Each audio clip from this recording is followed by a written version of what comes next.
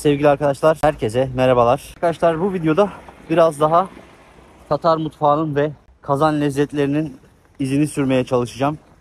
Şu an tam Kazan Kremlin'in önündeyim. Hava her zamanki gibi soğuk, karlı. Bu videoya da başlıyoruz. Bakalım Kazan'da, Tataristan'da nasıl yemekler yiyorlar, nasıl besleniyorlar.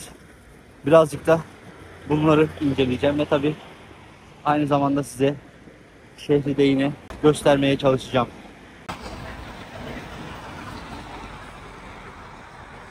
Tatar kültürünün meşhur ejderhası. Yılandan dönüştüğüne inanılıyormuş ve bir güç sembolü. Böyle şehrin hemen hemen her yerinde de görülüyor zaten.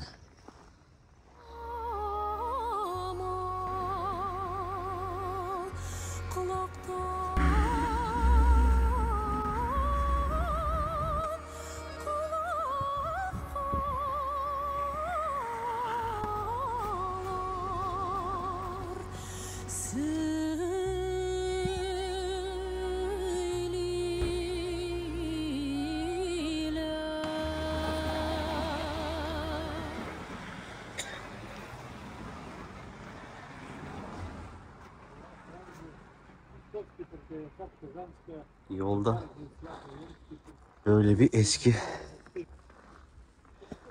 kilise gördüm. Manastır. Onu da şöyle ufak bir göstereyim size. Tabii şimdi kahvaltımı yapmaya gideceğim. Yani Kazan şehri her yeriyle ayrı güzel. Büyülüyor vallahi beni. Ve çok şaşırttı beni gerçekten de. Bu kadar da güzel olacağını ben tahmin etmiyordum. Şurası da manastırın dükkanı.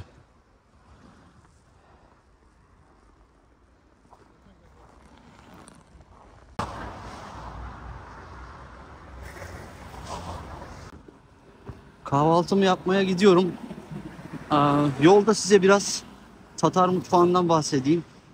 Benim gözlemlerim tabii bunlar. Et ağırlıklı bir beslenme var.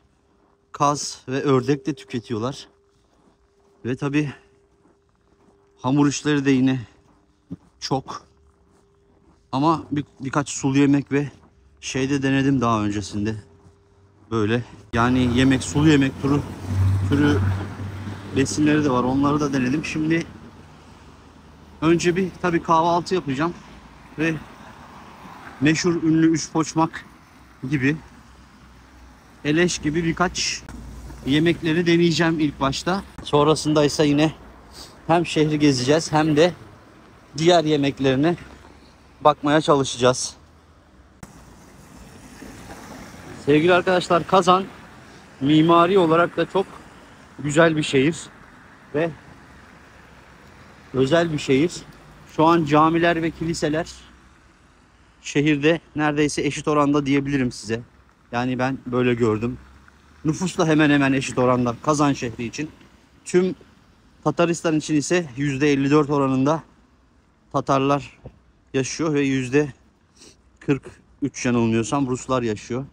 Tüm Tataristan'ın nüfusu da 3,5 milyon civarı. Tabi Tataristan dışında yaşayan Tatar nüfusu daha fazla. Yani toplamı yanılmıyorsam 9 milyon. 3,5'u Tataristan'da yaşıyor ve diğeri de dünyanın geri kalan kısmında, yani 5,5 milyon, belki daha fazlası.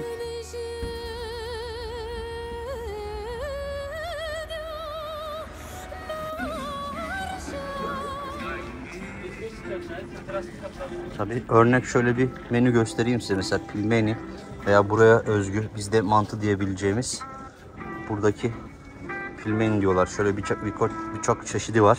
Tatar mutfağına da özgü. Genel tatlıları ise şöyle diyebiliriz.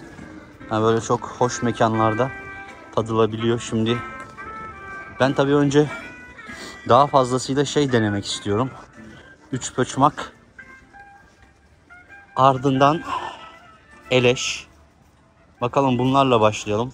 Burası da yani üçpoçmakın ve çakçakın ana vatanı diyebiliriz dünyadaki.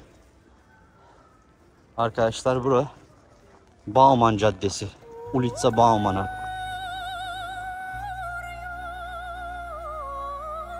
rengarenk kapılar, kafeler var. Şöyle bir, burada daha evvel de yemiştim ama orayı beğendim ve gerçekten de Tatar mutfağını göstermek için, başlangıç için güzel bir yer. Şurada da Çayhana Pekarnaya Tatarskaya Vipechka yazıyor. Yani Tatar pastanesi. Şimdi içeriye bir girelim.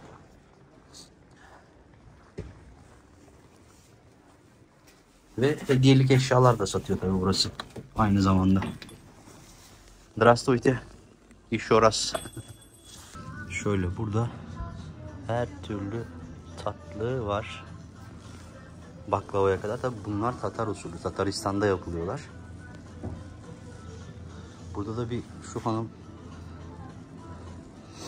Türkçe biliyor ama çıkmak istemiyor.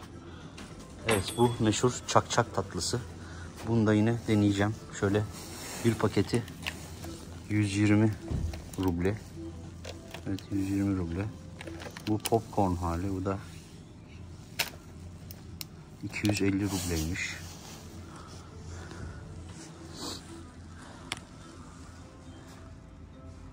Evet, hediyelikler.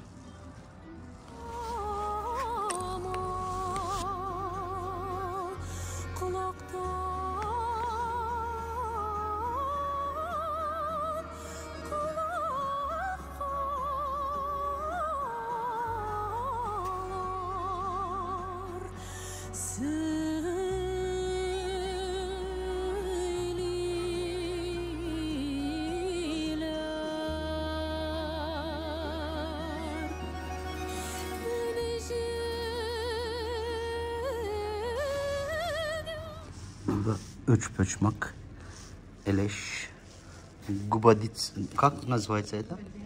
Gubadiya, şafran tatlı olan. Premyaç, kıstıbi katlama ve beleş, sıgusem, bu kazlı beleş. Meşhur Tatar mutfağının en ünlü yemeklerinden bir tanesi diyebiliriz. Şimdi ben de kahvaltımı söyleyeceğim.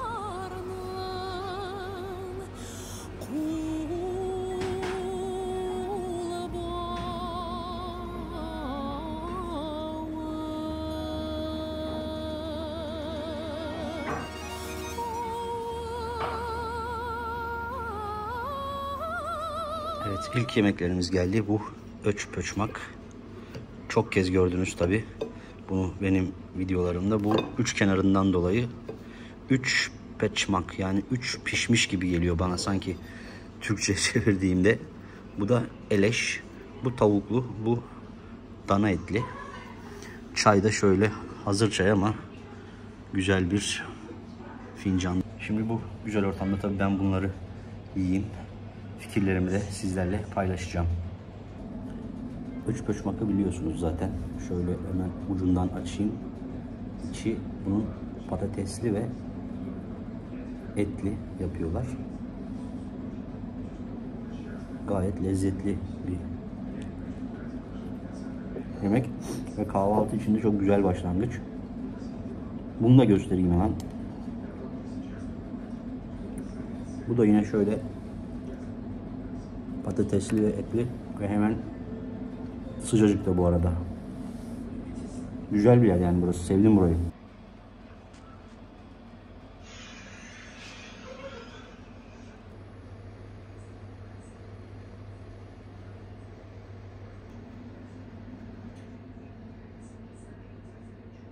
Tatar öğeleriyle bezenmiş hoş da bir yer burası.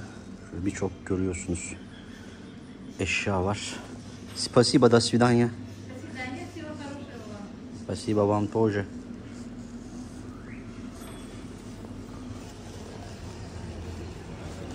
Hoşça kalın. Kısaca tabii size Tatarları, Kazan Tatarları kimdir bunları anlatmak istiyorum kısaca. Şimdi bugünkü Kazan Tatarları, Volga, İdil Bulgarları ve daha Orta Asya'dan gelen birçok Türk soylu kavimin karışmasıyla oluşmuş olan bir halk ve tabii bölgede bulunan Fin-Ogur halklar ve kısmi olarak Moğolların da karışmasıyla oluşmuş olan halk. Tabi Orta Asya'dan göçen herkese, yani Ruslar Tatar demişler. O yüzden şu anda bu isimle anılıyorlar.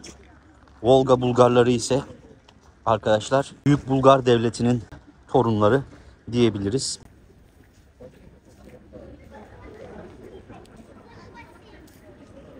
Bu Büyük Bulgar Devleti de bugünkü Ukrayna'nın kuzeyi ile Kuzey Kafkasya arasındaki bir devlet. Hazar Devleti bunları yıkınca devletin hanı Kubrat Han'ın 5 büyük oğlundan bir tanesi Orta İdil'e, yani bugünkü Samara, Ulyanovsk ve daha sonrasında Kazan'a kadar göç ediyorlar. Bunlar işte Volga Bulgarlarını oluşturan halklar ve dolayısıyla yani bir Kafkasya karışımı da var diyebiliriz. Haliyle mutfak da ona göre şekillenmiş ve birçok çeşit yemek var. Şimdi tabii ilk başta Tatar mutfağına özel öçpöçmak ve eleşle başladık. İyi akşamlar arkadaşlar. Tatar tatlarını, Kazan yemeklerini, sokak lezzetlerini deneyimlemeye devam ediyorum. Akşam oldu ve burada çok güzel bir restoran var. Yine Kazan Kalesi içerisinde. Orayı yani merak ediyorum, hem yemekleri de merak ediyorum. O yüzden buraya geldim. Bu arada kar yağışı da başladı. Burası Tatar Baytübetey. Daha evvel gelmiştim buraya, o yüzden diğerine gideceğim. Orası da yine Tatar lezzetlerini, yani Tatar yemeklerini denemek için en güzel restoranlardan bir tanesi. Bu ikisi zaten Kazan şehrinin en bilinen ve en önemli iki restoranı. Kazan Kalesi içerisinde yer alıyor. Çirem restoran. Burası girişi. Bakalım.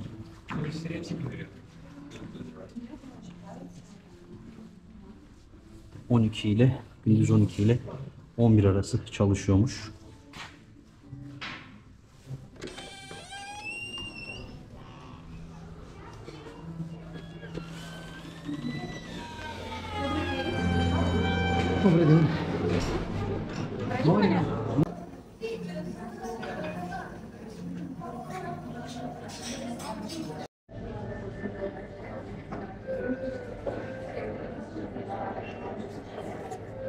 Fiyatlar dışarıdan biraz daha pahalı. Bayağı güzel bir restoran bu arada.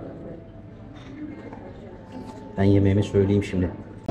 Şunu göstermek istiyorum arkadaşlar sizlere.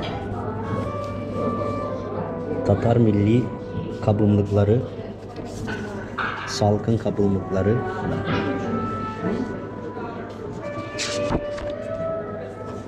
çorbalar, aşlar, salatalar, salatlar.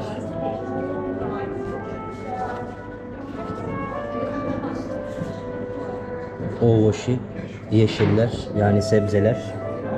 Dil bize çok benziyor. Şimdi bakayım yemeklerimi söyleyeyim. Gerçekten çok şık arkadaşlar. Yani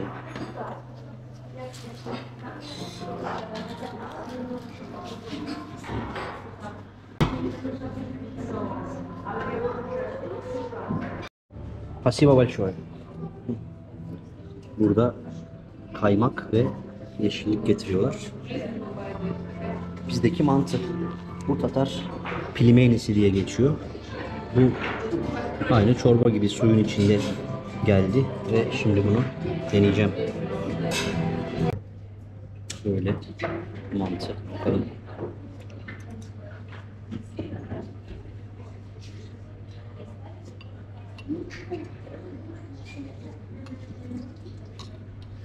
Çok lezzetli. Yani tabii bizdeki mantıya çok benziyor ama aşırı lezzetli. Şu yeşilliği şöyle boşaltacağım ve arkadaşlar birkaç alamadım.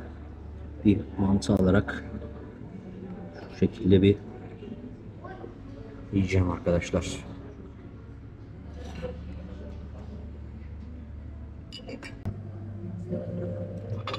Normalde Rusya'nın geri kalanında pilmeni daha büyük oluyor. Bu bizdeki mantı boyutunda.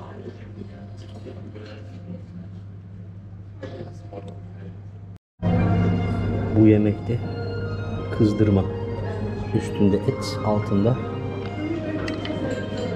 patates püresi var ve üstünde soğan kızartmışlar. Soğan ve ekmek. Şöyle de bir yeşillik var. Şimdi buna da geçeceğiz sevgili arkadaşlar.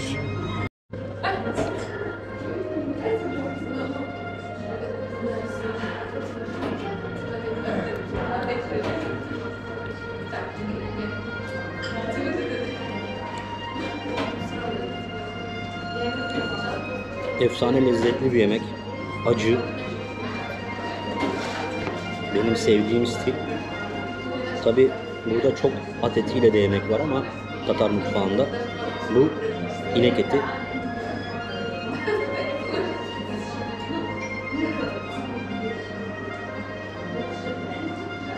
Herhalde burada yediğim en güzel yemek bu diye düşünüyorum. Her seferinde aynı şeyi söylüyorum belki ama bu inanılmaz.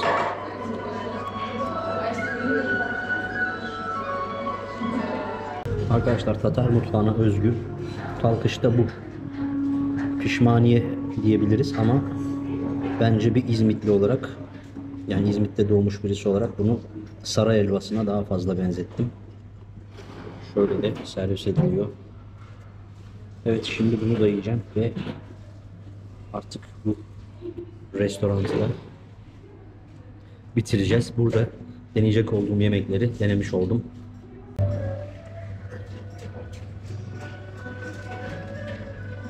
Tam olarak bu saray helvası.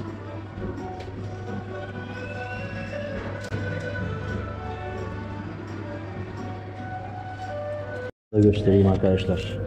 2230 ruble. Yani burası biraz daha yüksek fiyat ama yani ortamda şöyle göstereyim size yeniden. O yüzden bence güzel ve gelinebilecek bir restoran burası. Bu restoranla ilgili fikirlerimi söyleyeyim arkadaşlar. Yemekler 10 numara. Tabi ana yemek biraz acıydı ama çok lezzetliydi. Fiyatlar 23 dolar gördünüz zaten. Yani tabi yeri, mekan ve tabi tüm bunlar göz önünde bulundurulduğunda normal bir fiyat diyebiliriz ama işte yani şehrin geneline baktığımızda, geri kalan kısmına baktığımızda burasını pahalı olarak da nitelendirebilirim.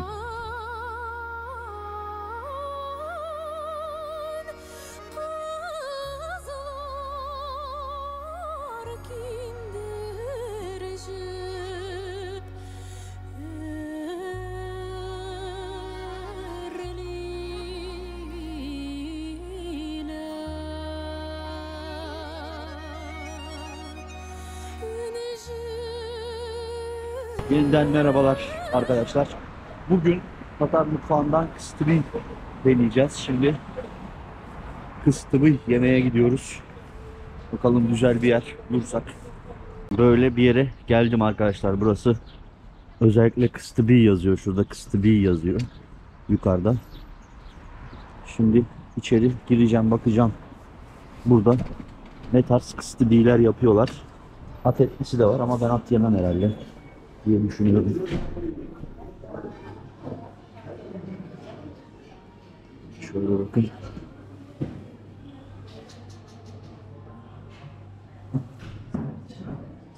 Çok güzel yemekler var. Şimdi bir tane söyleyeyim. Это сладкий, да? Да. Evet, menüsü de böyle arkadaşlar buranın. Şöyle göstereyim size. Bak. Şimdi şundan söyledim. Evet, pakarti. Kıstıbı söyledim şundan. Bir tane de şundan gubadia söyledim. Bu tatlı. O da gelince göreceksiniz zaten. Toplam 332 ruble. Burası da. mekanda böyle. İsterseniz bu makinelerden de tabi siparişinizi verebiliyorsunuz.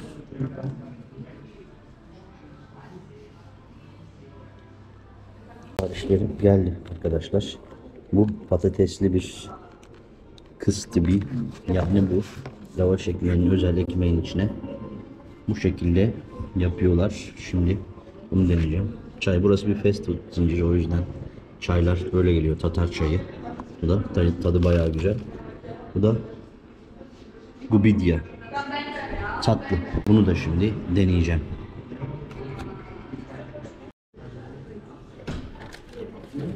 Bakalım kıstibi nasılmış.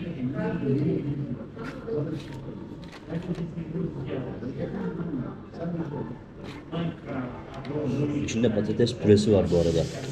Yani patates içi hazırlamamışlar. Püre yapmışlar. Ama güzel.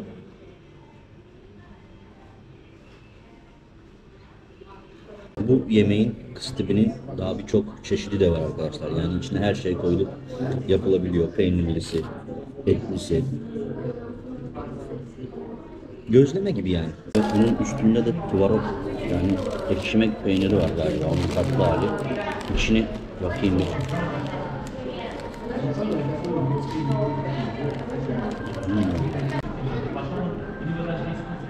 İçinde üzüm var. Daha birçok şey var ama ben anlayamadım. Fındık, ceviz var. Değişik bir tatlı. İçinde pirinç var arkadaşlar. Evet. Pirinç, üzüm, ceviz. Bu çok değişik bir tatlı ama lezzetli mi derseniz bence lezzetli.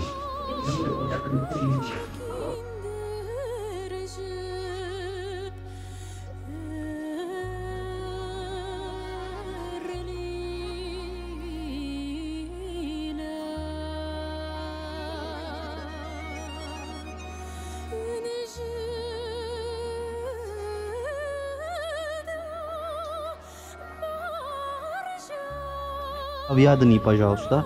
Молодец, говядина. Одну порцию? Одну или две порции давайте. Две порции. Одну порцию маленький или большой, как? В одной порции две манты. Давайте две. Две порции будет. Да. Угу. И один чак-чак, пожалуйста. Один чак-чак. Угу. Pöş bakın tatlısını da yapmışlar. Ve böyle bir yer.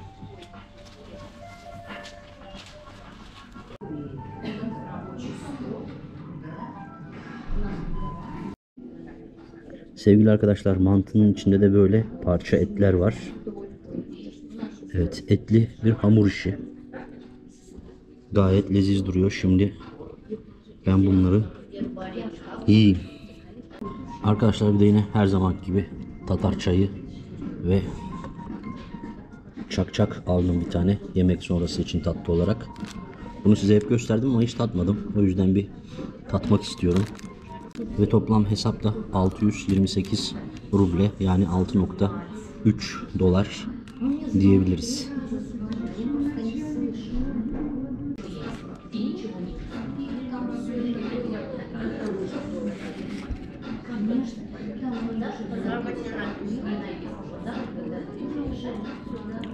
Bizde biliyorsunuz kıyma köfte kullanılıyor. Kıymadan ufak ufak köfteler yapılıyor. Bunun içinde parça et var. En büyük fark bu. Ama lezzetli bir yemek.